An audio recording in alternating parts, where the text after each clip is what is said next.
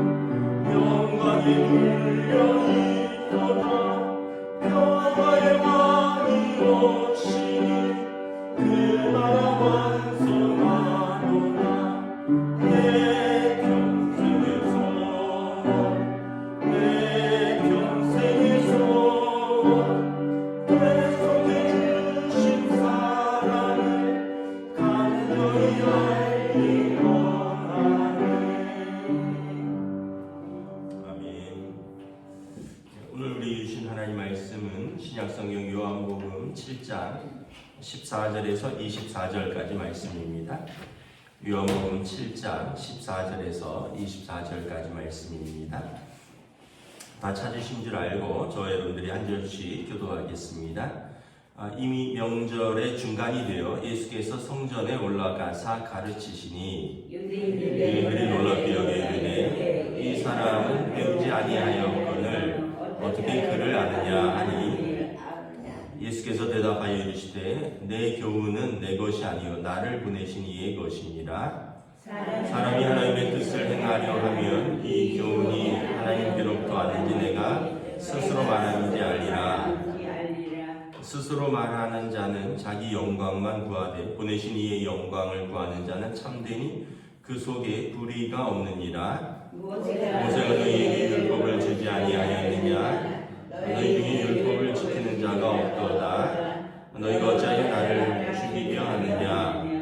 무리가 대답하되 당신은 귀신이 들렸도다. 누가 당신을 죽이려 하나이까? 예수께서 대답하여 이르시되 내가 한 가지를 행하매 너희가 다 이로 말미암아 이상히 여기는도다. 모세가 너희에게 할례를 행했으니 그러나 할례는 모세에게서 난 것이 아니요 조상들에게서 난 것이라. 그러므로 너희가 안식일에도 사람에게 할례를 행하느니라. 모세율법을 범하지 아니하고 사람이 안식일에도 할례를 받는 일이 있거든 내가 안식일에 사람의 전신을 건전하게 한 것으로 너희가 내게 모욕하느냐. 함께 읽습니다. 외모로 판단하지 말고 공의롭게 판단하라 하시니라. 아멘. 할렐루야. 오늘도 새날을 주셨습니다. 하나님께서 은혜와 평강으로 함께해 주시기를 축복합니다. 예수님께서 이제 초막절에 예루살렘에 올라가셨습니다.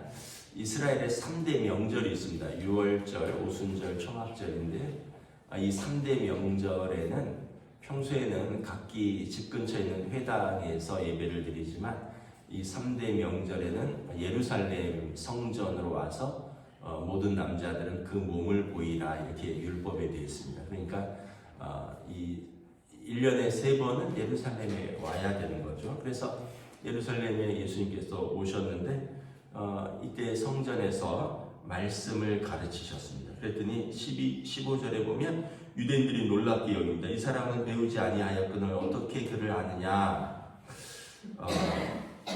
그 당시 이제 뭐 우리도 여러분 아주 어렸을 때 학교를 제대로 전쟁이 난다든지 뭐 이래서 제대로 못 다니는 분들이 있었는데 2000년 전에 다 무슨 글을 배울 수 있었겠습니까? 또 심지어 이 글을 읽으려면 또 특별히 글을 배워야 하고요. 율법을 가르치려면 랍비 학교를 나와야 됩니다. 유명한 랍비 학교가 이제 뭐 힐렐 학파와 샴마이 학파가 있고 각기 학파가 세운 랍비 학교가 있고요. 사도 바울도 여기에 그 가말리엘의 스승을 두고 거기서 랍비 학교를 나온 거죠. 그러니까 그 당시 유대인들 중에 랍비는 선생님입니다. 대학 교수. 그러니까 최고의 학문을 가진 사람들이 랍비 학교를 들어가고 거기서 엄격하게 몇 년간을 공부한 이후에 말씀을 가르치는 거죠.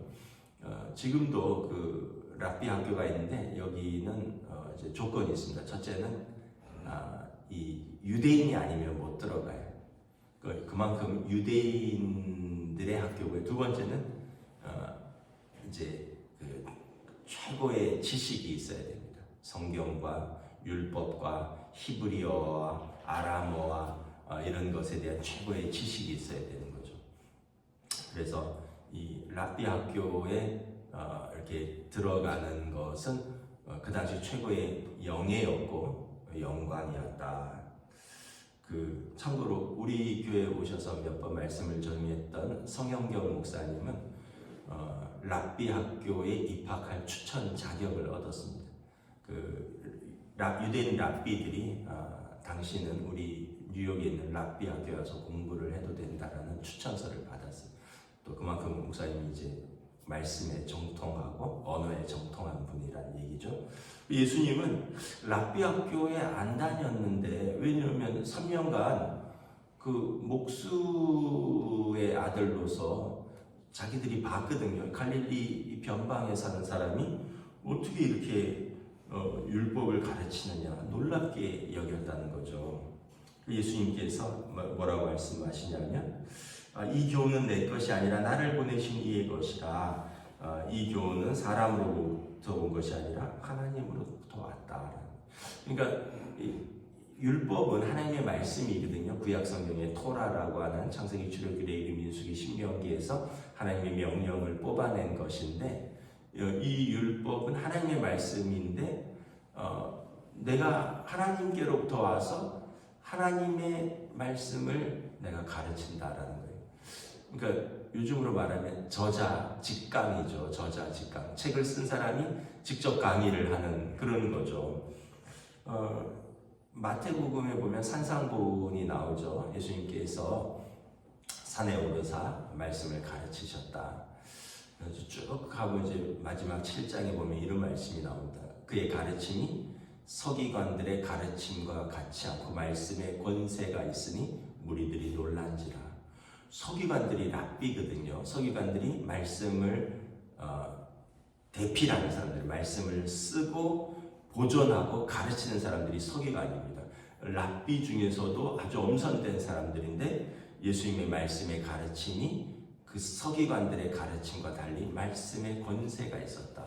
왜냐하면 예수님이 하나님의 아들로서 하나님의 뜻을 직접 전하기 때문에 그런 거죠.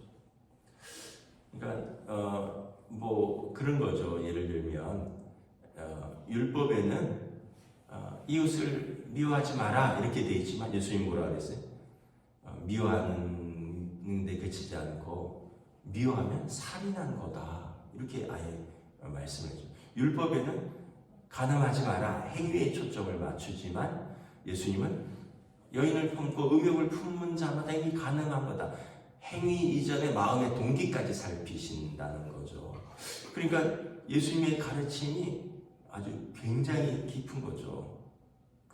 우리는 뭐 법을 잘 모르지만 법 조항만 가지고 하지만 이제 예수님은 오늘로 말하면 헌법재판관인 거죠. 거기서 법을 만든 의도, 법을 이렇게 적용해야 된다. 이거를 다 판단하는. 예수님의 가르침이 랍비들, 서기관들의 가르침보다 더 이제 깊고 또 정확했다는 거죠. 그래서 다른 사람들은 율법의 표면적인 것만 가르치고 또 자기의 의견을 가미해서 가르치지만 예수님은 스스로 말하여서 스스로 영광을 취하는 것이 아니라 하나님의 뜻을 말하고 하나님의 영광으로 가르치니 그 속에 불의한 것이 전혀 없었다. 그래서 여러분 성경을 열심히 읽으면 하나님의 뜻을 알게 되는 거예요. 제가 최근에 조혜련 씨 간증하는 걸 다시 한번 봤는데 이분은 뭐 성경을 셀 수 없이 읽었더라고요. 근데 성경을 읽으면서 자기 삶이 정리가 됐대요. 뭐 일본도 가서 활동하다가 중국에서도 가서 활동하다가 뭐 이혼도 하고 뭐 정신없이 살고 늘 외롭고 힘들고 열심히 살았는데 근데 참 힘들었더라고요. 이분이 굉장히 똑똑한 분이더라고요. 일어 중국어에 능통합니다. 그런데 열심히 살려고 했는데 열심히 살아도 정리가 안 되는 삶. 근데 예수님을 믿게 되고 말씀을 읽고 지금은 말씀을 가르치는 사람이거든요. 그러니까 성경을 많이 읽으니까 자기 삶의 정리가 된다 이런 이야기를 하시더라고요. 여러분 우리가 하나님의 말씀을 읽으면 하나님의 뜻이 거기에 있는 거예요. 우리는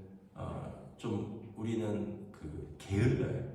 말씀을 스스로 읽지 않고 누군가 읽은 거를 나한테 잘 전해주기만을 바래요. 근데 여러분 우리에게 말씀에 성경이 있잖아요. 성경을 읽어야 되는데 누가 설교를 나한테 좀 잘해주기를 원하는 거예요. 정작 원고는 안 보고 그래서 어느 목사님이 설교를 잘한다더라. 내가 그 설교를 많이 들었다. 근데 정작 원고는 잘 안 봐요. 근데 뭐 제가 어제 조혜련 씨 운전하면서 좀 들었거든요. 좀 원본을 좀 봐야겠다.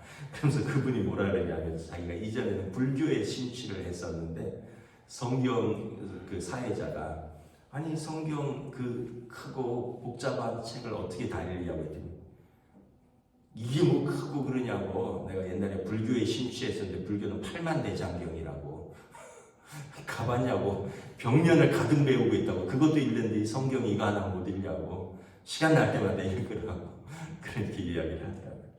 그래서 여러분 우리가 하나님의 뜻을 알고 하나님의 뜻에 내가 누구인지 나의 정체성 내가 어떻게 살아가야 되는지 나의 사명 또 내가 사람을 어떻게 대해야 되는지 나와 사람과의 관계 또 하나님께서 우리를 어떻게 사랑하시는지 하나님과 우리의 관계 그리고 어떻게 우리를 구원하시고 어떻게 우리를 심판하시는지 모두가 다 성경에 나와 있다는 거예요. 그래서 여러분 성경을 읽으셔야 돼요. 스스로 읽으셔야 돼요. 성경을. 그리고 읽고 이것을 묵상하고 또 이것에 순종하는 단계까지 나아가야 되는 거죠.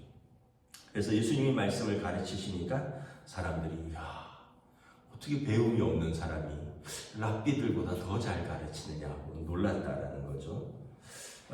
그러면서 사실 예수님에 대해서 논쟁이 뭐냐면 여러 가지 율법을 안 지킨다는 거예요. 안식일에 병을 고쳤다는 거죠. 안식일에 일을 했다라는 그런 거예요. 예수님께서 이것으로 말미암아 이렇게 말합니다. 모세가 너희에게 할례를 행했으니 할례는 모세에게 난 것이 아니요 조상들에게서 난 것이라. 그러므로 너희가 안식일에도 사람에게 할례를 행하지 않느냐. 할례는 뭐냐면 이스라엘의 남자아이가 태어나면 8일 만에 그 남자의 몸의 중심에 수술 같은 걸 해서 이제 하나님의 백성이라는 그 표시를 몸에 남기는 겁니다. 태어난 지 8일째 하는데 이게 안식이라고 걸리면 안식일에 아무것도 하면 안 되잖아요. 근데 안식일에 걸리면 이것을 항해한다는 거죠.